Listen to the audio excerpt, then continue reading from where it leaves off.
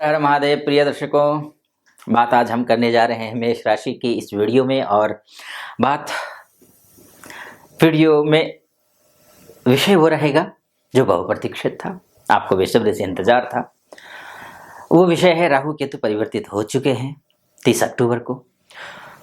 और आप में से कई लोग हैं ये सवाल करते हैं मुझे फ़ोन करके, कंसल्टेंसी लेने के लिए आप फ़ोन करते हैं तो सवाल करते हैं। आप में से कई लोगों ने, कई महानुभावों ने फ़ोन किया और पूछा कि आचार्य जी, राहु और केतु परिवर्तित तो हो चुके हैं, रिजल्ट कब से आएगा? रिजल्ट मिला नहीं अभी, वो शुभ फल कब आएगा? एक बात मैं आपसे शुभ फल इसलिए बोल रहा हूं क्योंकि जो राहु जो परिवर्तित हुआ है वो आपके लिए बड़ा राहत लेकर के आया है। पहले बात क्लियर कर दो, चाहे आप बिजनेस से जुड़े हो, चाहे आप नौकरी करते हो, चाहे आप शादी करने की सोच रहे हो, चाहे आप विद्यार्थी हो, चाहे आप विदेश जाने की सोच रहे हो या फिर ट्रांसफर करने की सोच रहे हो, जॉब को लेकर के प्रमोशन की सोच रहे हो, आर्थिक तंगी से गुजर रहे हैं, हर एक मामले के लिए समय अच्छा है। राहु का परिवर्तन शुभ है, लेकिन ये एक्टिवेट कब से होगा, ये सवाल आपका है। तो मैंने सोचा इस वीडियो में इस विषय पर थोड़ा सा प्रकाश डालूं। डिटेल में तो बहुत ज़्यादा नहीं जाऊंगा डिटेल में, लेकिन मूल बात मैं आपको बता देता हूं कितने तारीख से राहु आपको अच्छा फल देगा। मेष राशि के स्वामी मंगल होते हैं और मंगल जो है बहुत अच्छी स्थिति में है। चूंकि मंगल आस्था है, थोड़ा हनुमान जी की पूजा पाठ इत्यादि कर लीजिएगा। पहला तो यही निवेदन है मेरा, और जो बाकी शुभ फल बताऊंगा उसको तो बताऊंगा ही। पहला निवेदन तो यही है कि आपके जो राशि के स्वामी हैं मंगल है, मंगल के जो आराध्य होते हैं वो हनुमान जी महाराज होते हैं। हनुमान जी महाराज को प्रतिदिन हनुमान चालीसा का पाठ करना, बजरंग बाण का पाठ करना, शत्रु ज़्यादा हैं तो हनुमान अष्टक के पाठ करना, या फिर इसी तरीके से कुछ करते रहिए। तो अब देखिए, राहु क्या है कि माया विग्रह है। 30 अक्टूबर को यहाँ जा चुका है राहु, यहाँ था पहले। अब 30 अक्टूबर से राहु द्वादशस्थ हो गया है, मीन राशि में है। और कोई भी ग्रह शुरुआत के 0 डिग्री से लेकर के 5-6 डिग्री तक ये बालावस्था या फिर मृतावस्था में होते हैं, इधर या फिर उधर। 24 डिग्री के बाद 25 डिग्री से लेकर के 24 प्लस में से लेकर के 30 डिग्री तक ये मृतावस्था या फिर बालावस्था के होते हैं। सम और विषम राशि के हिसाब से होते हैं। उसी में राहु भी आता है।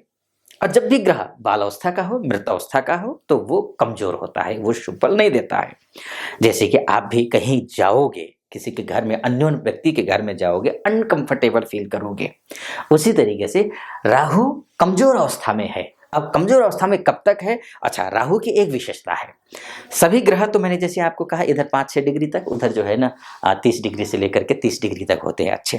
राहु जो होता है ना वो रेट्रोग्रेड होता है। और होता क्या है, ये 28 डिग्री से जैसे 27वीं डिग्री में प्रवेश करता है वैसे ही एक्टिवेट हो जाता है। तो ऐसे ही एक्टिवेट जैसे होगा तो वो होगा क्या, देखिए कि ये कितने तारीख को एक्टिवेट 27वीं डिग्री में प्रवेश कर रहा है, ये 25 दिसंबर को।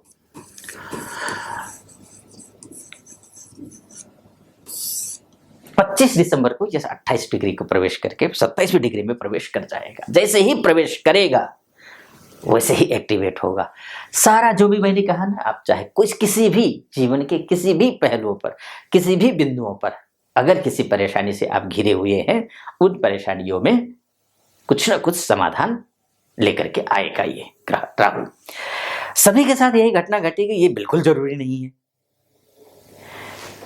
क्योंकि लग्न कुंडली के हिसाब से भी मायने रखता है। ये तो एक राशि कुंडली, चंद्र राशि के हिसाब से मैं फलादेश कर रहा हूँ।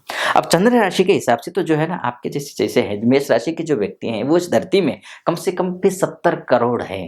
क्योंकि धरती की जो आबादी है, पूरी धरती की आबादी है इंडिया की 140 है, तो वहीं पर धरती की 8 अरब लोग हैं। और 8 अरब लोगों में से मेष राशि वाले अगर 12 भागों में डिवाइड किया जाए, 12 राशियों में डिवाइड किया जाए तो 70 करोड़ के आसपास बनते हैं। तो 70 करोड़ के हिसाब से सबके साथ यही घटना घटेगी ये तो बिल्कुल जरूरी नहीं है कि सबका 25 तारीख से ही सब कुछ ठीक हो जाएगा, ये भी जरूरी नहीं है।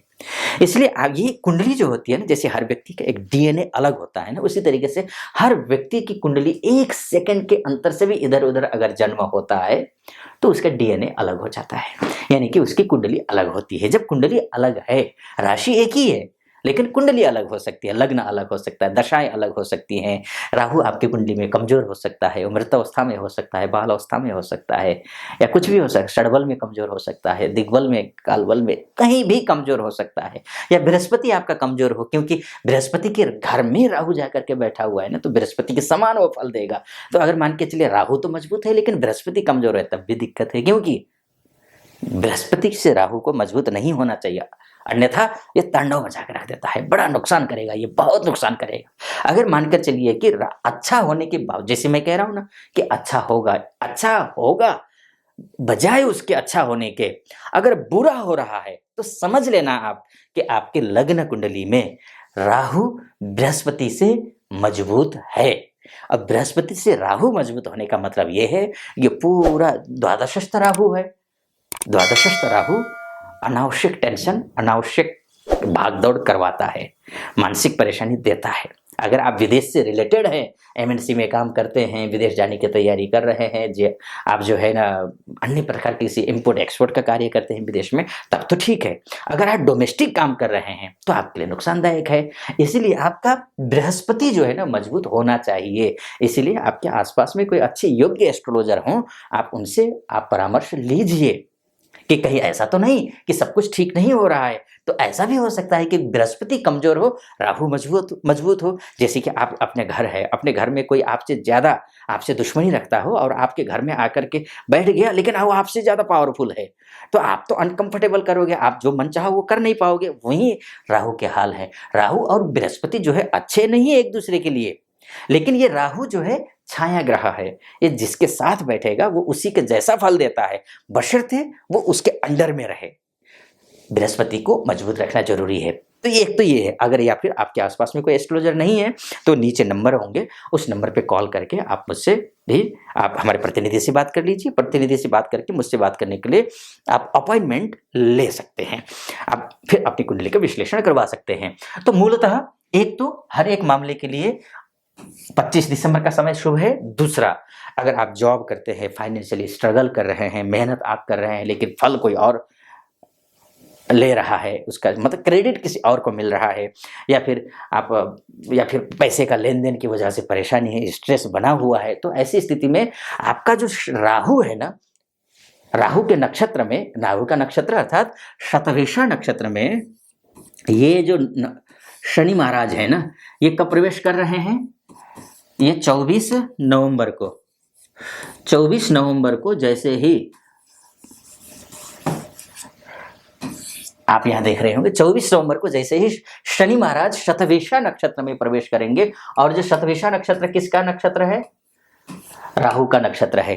जैसे ही राहु के नक्षत्र में शनि महाराज प्रवेश करेंगे, आपका शनि जो है वो मान सम्मान, पद प्रतिष्ठा, पैसा, इज्जत, नौकरी, पेशा, प्रमोशन, इंटरव्यू, जॉब परिवर्तन, फाइनेंशियली स्ट्रगल कर रहे हैं, जॉब कोई बिजनेस का डील करने की सोच रहे हैं लेकिन नहीं हो पा रहा है, तो इन सब के लिए ये शनि देखेंगे।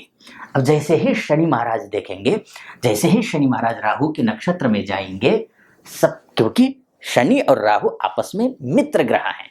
और मित्र, जैसे कि आप अगर कमजोर हैं, अगर कोई मित्र आपका पास आ जाता है, आपके साथ रहता है, आपको ढाढ़स बधाता है कि कोई बात नहीं, मैं तेरे साथ हूं, उसी तरीके से शनि जो है जैसे ही राहु के नक्षत्र में जाएगा, ये दोनों मिलकर के आपके लिए, जो मैंने आपसे कहा ना, मान सम्मान, पद प्रतिष्ठा, इन सब चीज के लिए अच्छा कर देगा। तो दूसरी तारीख कौन सी है? 24। तो मैं पहले कहता हूं, चलिए 24 नवंबर पहली तिथि है, और दूसरी जो तिथि है वो 25 दिसंबर की तिथि है। दो तिथियां ऐसी हैं जो कि जहां से राहु एक्टिवेट हो जाएगा, डिग्रियों के मामले से 25 दिसंबर से, और नक्षत्र के मामले से 24 नवंबर से राहु ठीक हो जाएगा। अगर आपकी लग्न कुंडली में, अगर मानकर चलिए कि गुरु कमजोर है, गुरु की उपासना कर लीजिएगा। अन्य ग्रह कम, राहु अगर उपद्रवी है, आपको हर कोई उपाय मत कर लेना, क्योंकि कुंडली देख के ही करना, नहीं तो शुभ ग्रहों को आप उपाय करते गए, दान करते गए, मत मान के चलिए अशुभ ग्रहों को शांत करना है, प्रसन्न करना है।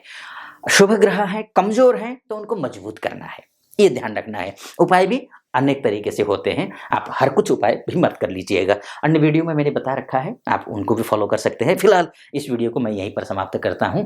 आपको कैसा लगा वीडियो? पहली बार देख रहे हैं तो, और मेरा ये नया चैनल है, आप निवेदन है आपसे, सहयोग की अपेक्षा है। चैनल को सब्सक्राइब कर दीजिएगा, वीडियो लाइक कर दीजिएगा, कमेंट बॉक्स में जा करके हर हर महादेव 5 बार या 11 बार जरूर लिख दीजिएगा। फिलहाल अनुमति दीजिए। ओम नमः शिवाय।